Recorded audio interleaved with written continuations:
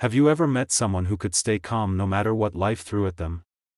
Someone who never seemed to get angry, even when insulted, betrayed, or pushed to the edge.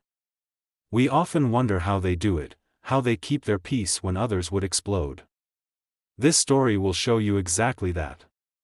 So watch till the end, because what happens to Daniel will change how you see anger, ego, and peace forever.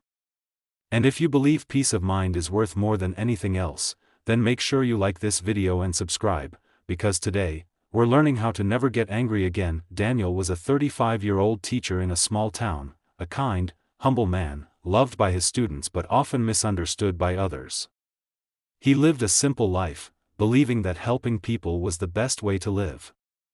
But not everyone saw it that way. His colleagues mocked him behind his back, calling him the pushover. His students' parents often took advantage of his kindness, making unreasonable demands. Even his neighbors borrowed things and forgot to return them. Daniel helped them all anyway, but over time, something inside him began to break. One evening, after a long day of work, Daniel came home to find his garden trampled by neighborhood kids. His tools were missing, and his bicycle, his only transport, was broken. He clenched his fists, feeling a volcano of anger rise inside him. For the first time, he shouted at the children. They ran away crying. He stood there, breathing heavily, feeling a strange pain, not in his body, but in his heart. That night, he couldn't sleep. The anger had drained him, days turned into weeks, and Daniel found himself getting irritated more often. A student talking too loudly, a neighbor knocking on his door late at night, even the barking of a stray dog, all of it triggered something in him. "Why can't people just be good?" he muttered one evening. That's when an old man passing by stopped and said softly, "Because if everyone was good, we would never learn patience." The old man smiled and introduced himself as Mr. Ravi, a retired monk who now lived in the same town. Daniel invited him in for tea, and that conversation became the turning point of his life. "You seem troubled," Mr. Ravi said, looking at Daniel kindly. "I am," Daniel admitted. "People keep taking advantage of me. They hurt me, use me, and I can't seem to control my anger anymore." Mr. Ravi nodded. "You suffer not because of what they do, but because of what you expect." Daniel frowned. "What do you mean?" "When you expect others to be fair, kind, or grateful, you hand over your peace to them," Ravi explained. "You let their behavior decide your emotions. But peace comes when you stop reacting and start observing." Daniel didn't understand fully, but the words stayed in his mind. The next day at school, one of his colleagues, Mr. Arjun, made fun of him in front of everyone, calling him too soft to survive in the real world.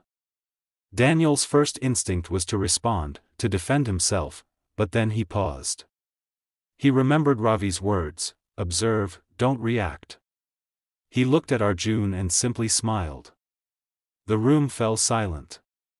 Something about his calmness unsettled everyone more than any angry response could have. That evening, he visited Mr. Ravi again. "I tried not reacting," he said. "It felt strange, but also powerful." Ravi smiled.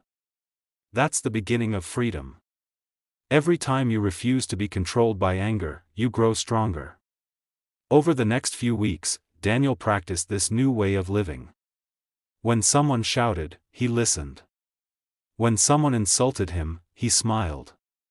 When life threw challenges his way, he asked himself, "Is this worth my peace?"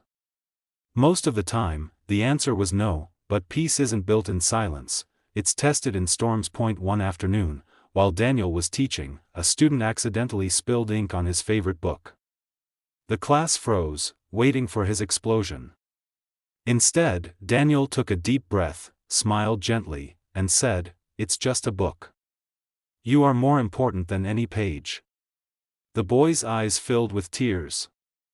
Later, he told Daniel that no one had ever forgiven him that easily. That day, Daniel realized that peace doesn't just protect you, it heals others. Months passed, and Daniel became known not for being soft, but for being unshakable. People came to him for advice, for comfort, for peace. Even Mr. Arjun, the man who mocked him, once came to him in tears after losing his job. Daniel didn't remind him of the past, he simply listened. That's when Arjun said something Daniel would never forget: "You've become the calm in everyone's storm." But Daniel's greatest test came a year later. One rainy evening, he returned home to find that his small house had caught fire due to an electrical fault.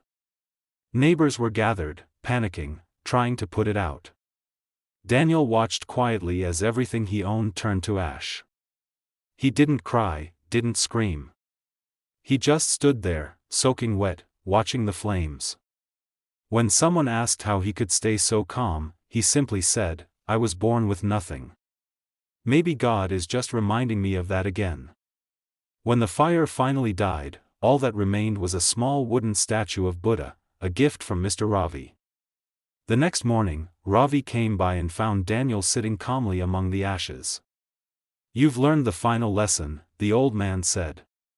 "Peace isn't when everything is quiet. Peace is when you are quiet, even when everything burns." From that day on, Daniel became known in the town as the man who never gets angry. But he didn't teach people to suppress anger, he taught them to understand it. He would say, "Anger is a visitor. It knocks, but you don't have to let it stay." Years later, long after Mr. Ravi passed away, Daniel started a small school, not to teach math or science, but to teach peace. Students from all over came to learn how to stay calm in a chaotic world. He taught them that real strength isn't in fighting back, but in refusing to lose yourself. At the end of each class, Daniel would repeat what Ravi once told him: "You cannot control the wind, but you can learn to sail. Life will test you, people will provoke you, but peace is a choice. And when you master that choice, no one can ever control you again." So the next time someone insults you, betrays you, or tries to steal your peace, remember Daniel. Remember that your reaction is your power. Don't hand it to anyone. Just smile, breathe, and walk away. Because the calmest person in the room is always the strongest. If this story touched your heart, take a moment to like this video and subscribe for more stories that will inspire your mind and heal your soul. Because peace isn't something you find, it's something you build, one moment at a time.